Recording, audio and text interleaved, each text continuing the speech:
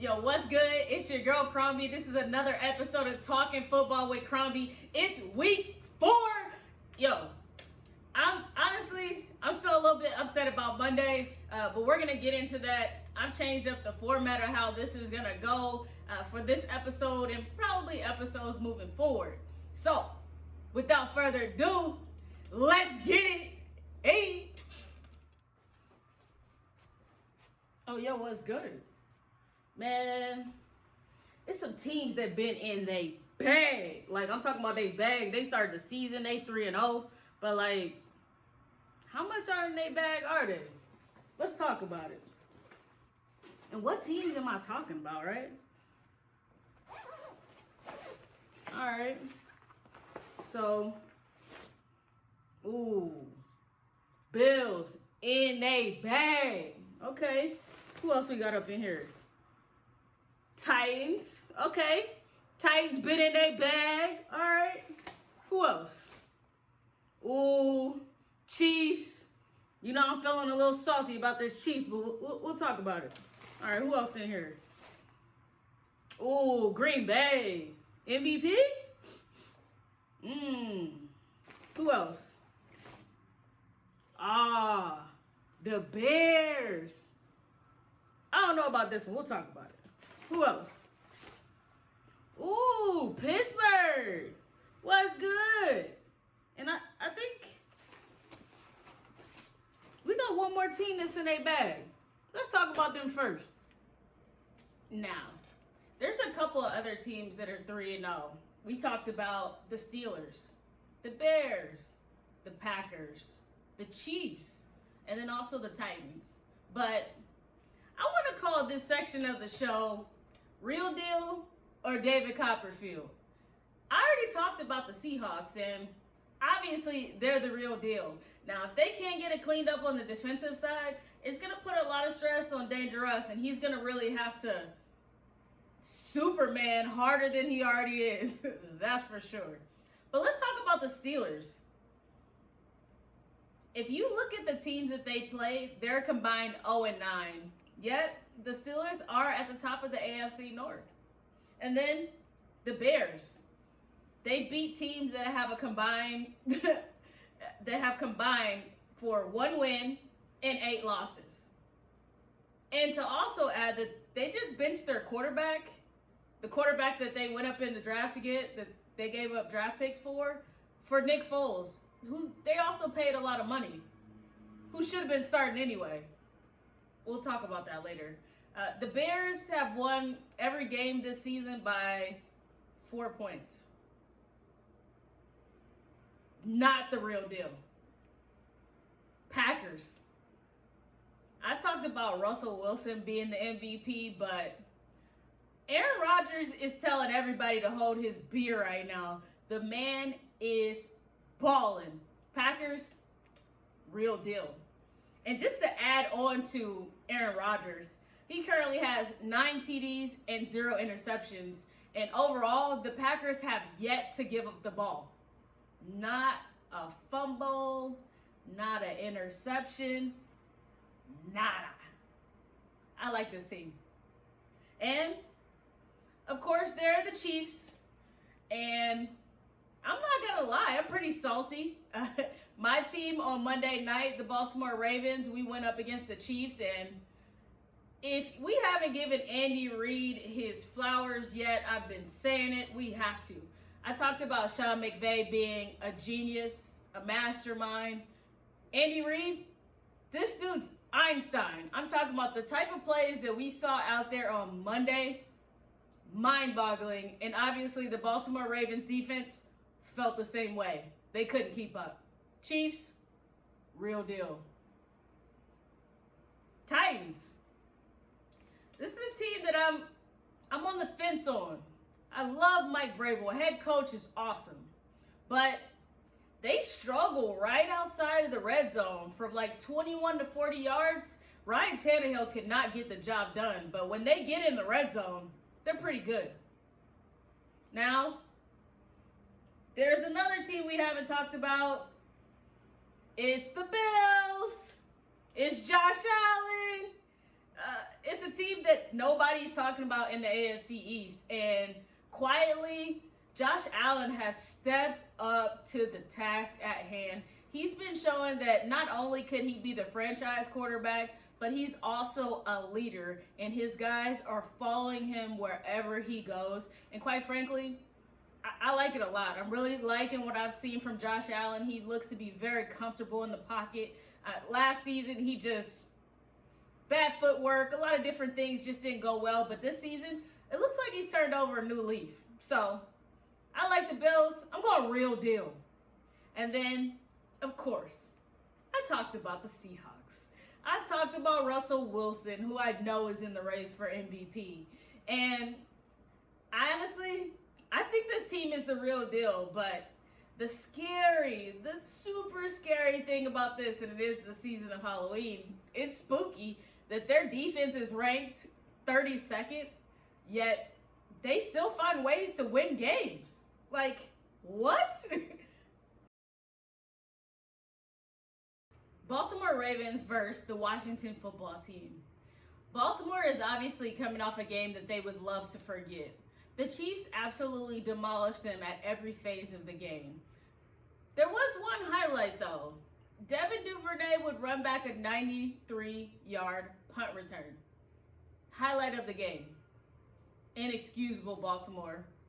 Inexcusable. The Washington football team, on the other hand, they've got a different dilemma. Dwayne Haskins is on the hot seat. He's not getting it done. I know he's a promising quarterback that everybody was excited about, but it's not looking good. But there's a bright spot for Washington. Terry McLaurin, the wide receiver, he's averaging almost 90 yards per game. Something that Baltimore Ravens are definitely going to have to keep their eye on to ensure he doesn't have a breakout day.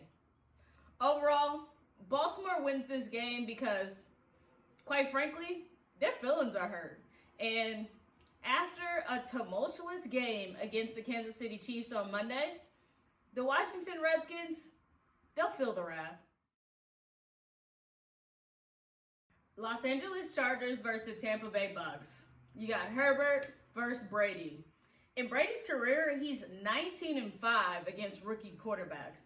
But Herbert's not your average rookie. He's throwing just over 300 yards per game, and that's ranked 4th. Pretty good. Now, Tampa Bay is one of 4 teams that has 6 wide receivers with at least 10 plus targets. So Brady's found a way to get the ball spread around the field, and that's something that I love. So shout out to him and Bruce Arians for, throwing the ball around the yard. But this game is going to be decided on defense. Tampa Bay's been pretty good, but this Chargers front four, they're pretty good.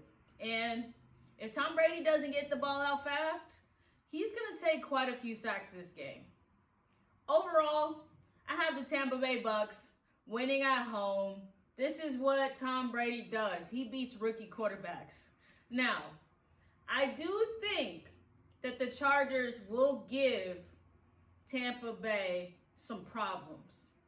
But ultimately, the problem is that the Chargers, they're 3-11 in games that are decided by 8 points or less. So, if I'm Bruce Arians, I hope this is a close one, because the Chargers, they don't close out games. Seattle Seahawks versus the Miami Dolphins. This, to me, seems like a lopsided match, right? Miami versus the Seahawks. But we talked about the Seahawks having the 32nd ranked defense. And if there's one thing that we know about Ryan Fitzpatrick, he's not afraid to let it rip. And the Seahawks have allowed 6 100-yard receivers in 3 games. Yikes. Devontae Parker might have himself a day. But when we look at the numbers, over the past 2 seasons, 5 out of the 6 wins that the Dolphins have had were against teams that were 500 or below, which means that The Dolphins, they don't beat good teams. But when you have a defense like Seattle who's given up 1,292 yards, which is a league worst, Ryan Fitzpatrick, he just might have a chance. But not only that, because they're giving up a lot of yards, but the Seahawks are one of 6 teams since 1970 to be 3-0 and average 35 plus points per game. So, if you're wondering who I'm going with, I've already talked about it. Dangerous. Give me him. Give me MVP. Let's go. Let's go Seahawks. It's a battle of the 0-3 teams. Minnesota Vikings versus the Houston Texans.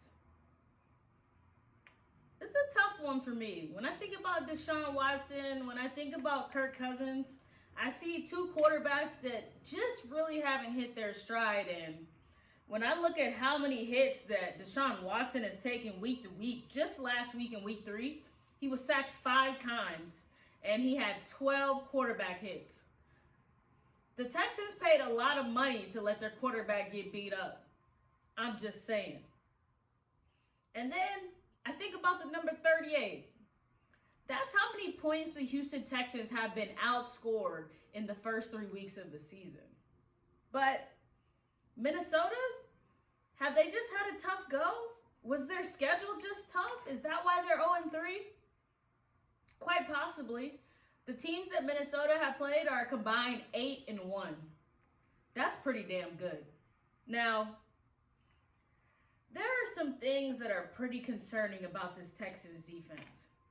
They've already allowed 200-yard rushers when in 2019, they only allowed 3 over the course of the entire season. The Texans are allowing 112 passer rating to quarterbacks. That's ranked 29th. But the Vikings, they're not much better. They're allowing a 103 passer rating, and that's ranked 21st.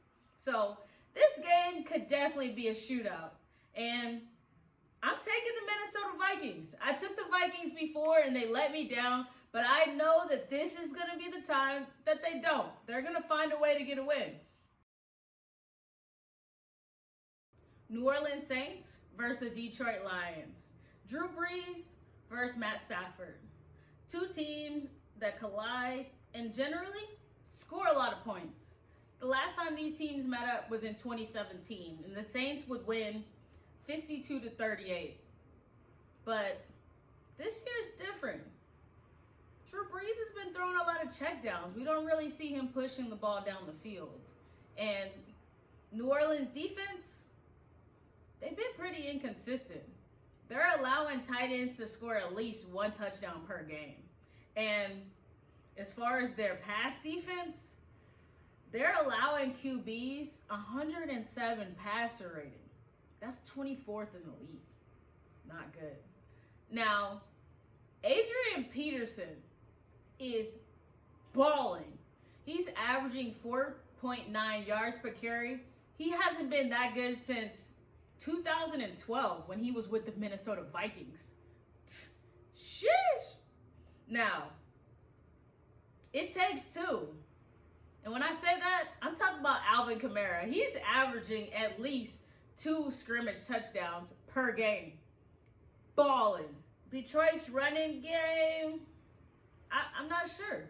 But the New Orleans Saints, they have not allowed a 100-yard rusher in 41 consecutive games. The next closest team to not have a 100-yard rusher has 14. Detroit, their coach is on the hot seat. They need a win, and if they get a win against the Saints, that might just take a little pressure off Matt Patricia, but ultimately, I'm taking the Saints.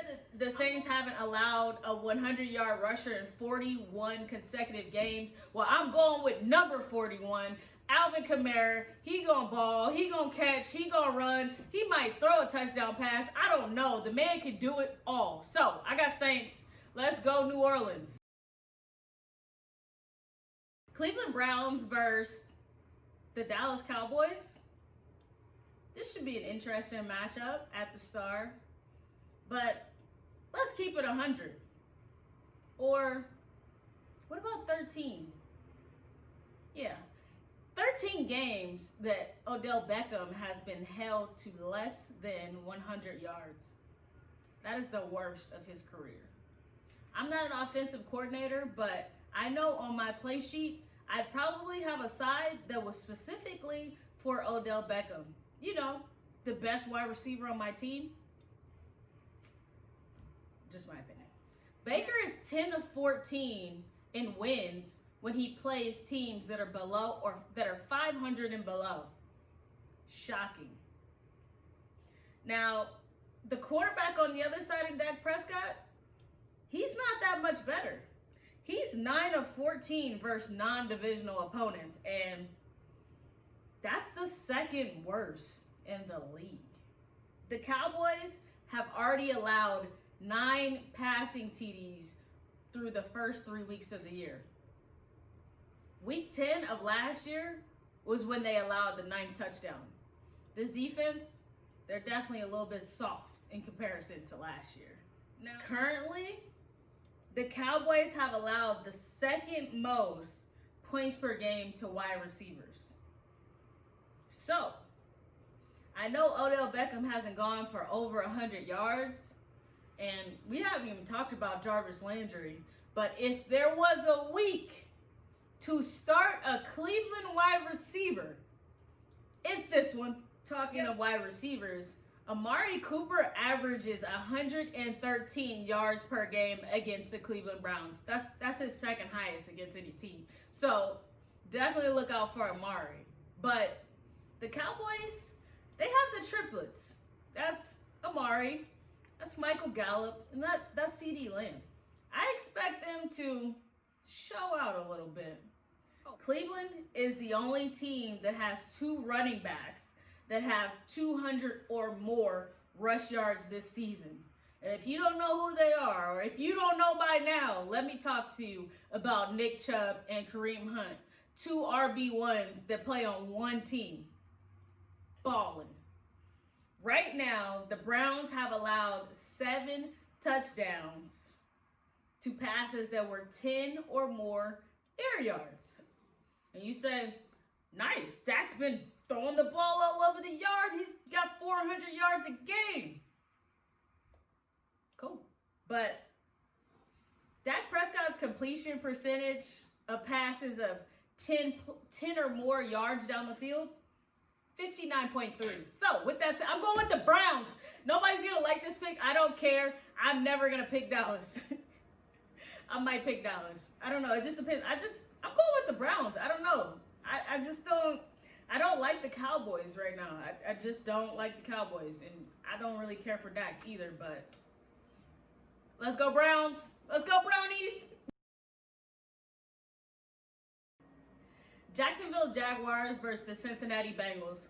I'm not going to spend a ton of time on this because both of these teams, they just haven't been good. Jaguars, 1-2. Bengals, 0-3. Zach Taylor, the head coach of the Bengals, he should be on the hot seat amongst other coaches this year. The biggest issue right now for the Bengals is that their quarterback cannot connect on passes of 20-plus yards. Currently, Joe Burrow is 1 of 16 on passes of 20-plus yards. Ouch. Now, on the other hand, you have a Jacksonville Jaguars team who has a running back that scores every time he gets the ball, it seems like. So, it's going to be very tough for the Bengals to beat the Jaguars. I just don't see any promise here. Right now, the Bengals are allowing 5 yards per carry. So, if James Robinson wants to have a good game, he'll have himself a day. Now, the Bengals have something good going for them. They are allowing just a 77 passer rating. That's ranked 5th in the league. That's outstanding. Except for the fact that they're going to lose to the Jaguars this week. I got Minshew Mania. I got the stash. I'm taking them over Joe Burrow. Nothing against the Bengals, but they got to find a way to protect their #1 draft pick Otherwise, he's not going to be able to play because he's going to be on IR. Let's go, Jags! Arizona Cardinals versus the Carolina Panthers. Kyler Murray versus Teddy Bridgewater. I don't know about you, but I wasn't really sure on this game. I know about D-Hop, and he's been balling. He's actually in the top 3 in receiving, targets, and reception yards.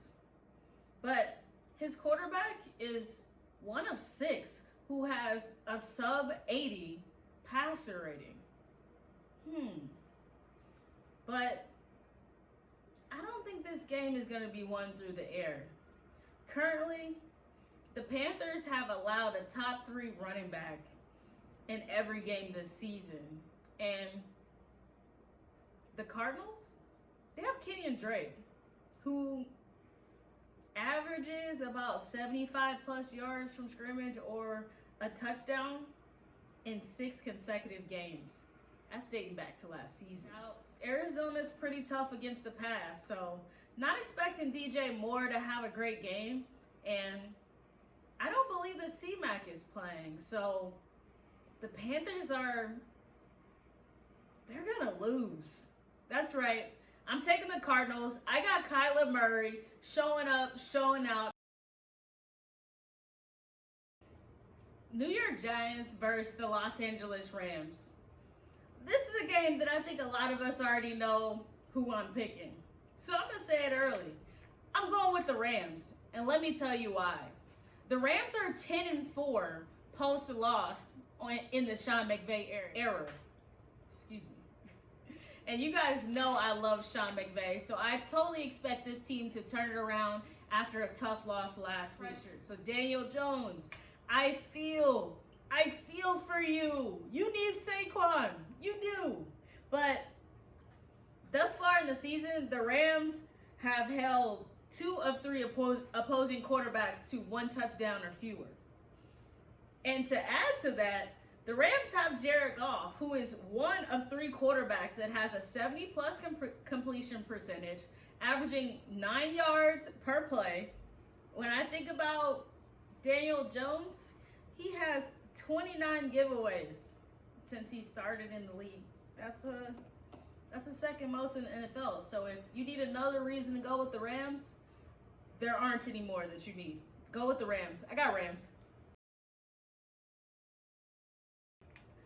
Buffalo Bills versus the Las Vegas Raiders. Josh Allen versus Derek Carr.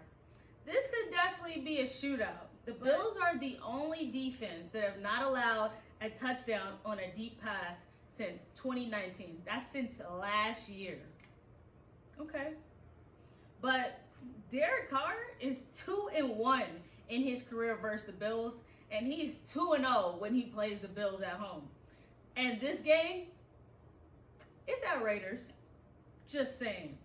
The Bills right now are averaging 31 points per game, and that's the 3rd most in the NFL. But the Raiders, they have Josh Jacobs. He's number 1 in the NFL since 2019 with 87 missed tackles. You can't get this guy down, or you just can't tackle him at all. Love that guy. So I'm going with the Bills. That's right. I got the Bills going into Las Vegas and beating the Raiders. I know Derek Carr always beats the Bills. He's 2-1. He's 2-0 at home. All that's great. This is a different Bills team. I like what Sean McDermott has done. And for that reason, I like this defense. I'm going with the Bills. The Indianapolis Colts versus the Chicago Bears. A matchup that maybe not a lot are looking forward to, but one that I'm definitely interested in. We're talking Phillip Rivers versus Nick Foles. That's right. Mitch Trubisky's on the bench. They were calling him Maserati Mitch, but I think it was Mitsubishi. I'm just saying. Now, there's a couple things that come in mind when I think of this game, and automatically, I think defense. Since 2018, the Bears have only allowed 5 100-yard rushers. Woo, that's a stingy defense. But when you look at defense this season, the Colts are number 1, and that's because They stopped the pass, but they stopped the run. And Indy's O-line have allowed 0 sacks in 2 of the 3 games thus far. That's pretty damn good. Personally, I think that this may come down all the way down to the 4th quarter, to the final minutes, the final seconds. But I'm taking the Colts. And that's because Chicago has allowed a top 15 tight end in 2 of 3 games this year. So if Indy can set up their tight ends to be in the right spots, I'm talking about Allie Cox making it happen, who's been balling, right? Then the Colts definitely have a way to win this game. But if T.Y. Hilton is not a factor in this game, which for 14 straight games he's had less than 100 yards, I think that really changes the tide. I think Nick Foles is going to be able to come in and do what we think Nick Foles should do, be the perfect pocket passer. However, the defense on the other side, they ain't the Falcons. So it's going to take a lot, but ultimately, I'm going with the Colts. Philadelphia Eagles versus the San Francisco 49ers. The 49ers are dealing with a ton of major injuries. I'm talking about injuries to Nick Bosa, Solomon, Sherman, Garoppolo. I could keep going, but I'm not. Because I love Nicky Mullins. Yo, shout out to Nicky. And let's get into his stats, man. So, Nick Mullins has 2,620 pass yards. That's the 3rd most for a player in his first 9 starts since the 1950s. This boy can ball. He can sling the ball around the yard. He ain't afraid. Let's go, Nicky. The Eagles. Carson Wentz. In the first 3 games of the season, Carson Wentz has had less than a 75 passer rating and at least 2 picks. Eagles. I know you paid Carson. You let Nick Foles go. But you also drafted Jalen Hurts. I'm ready for the experience. I'm ready for the Hurts experience. Carson Wentz, he's just not getting it done. And then going into this week, even with all the injuries that the 49ers have had, they have a plus 41 point differential. That's the most in the NFL. Okay. That's not enough? Okay. The 49ers are only allowing 15.3 points per game, and they only allow a little over 187 yards per game. The Eagles' offense, they're the only team in the NFL that doesn't have a single player that has over 150 receiving yards or 2+ touchdowns.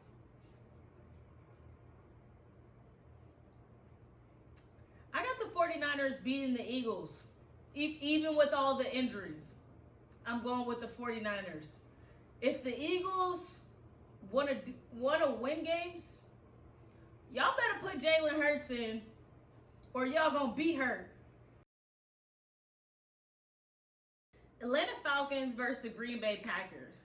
Aaron Rodgers has a 108 passer rating in the month of October.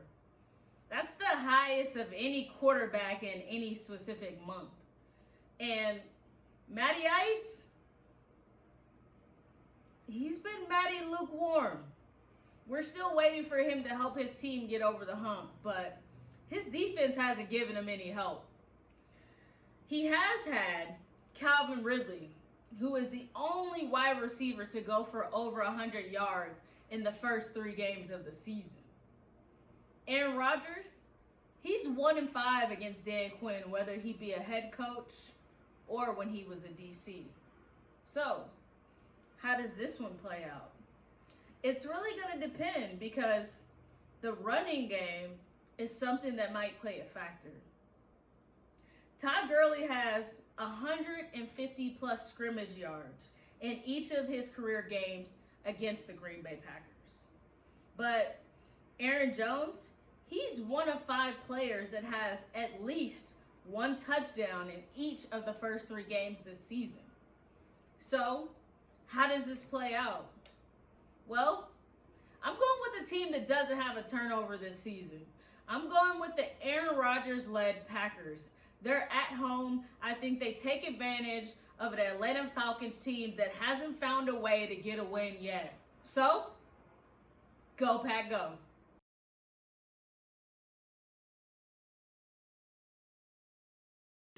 Yo, what's good? I hope you enjoyed another episode of Talking Football with Crombie. This is every week. We do this every week. I changed up the format a little bit because I want to keep it fun. I want to keep it interesting. But most of all, I want to thank everybody that supports this channel and everybody that supports me. This is a wild ride, but one that I have loved. Football is something that I am super passionate about, so I'm excited for you guys to check me out again next Saturday. Let's get it. Let's go. Talk. You know I'm on walk, yeah, I got a mask and the main attraction, yeah, I run it up like Lamar Jackson, yeah. You think I'm a lame, I don't say much, but I'm hanging out the window, I'ma spray much, yeah. Niggas wanna go to war with a battle, oh Lord, I'ma have to.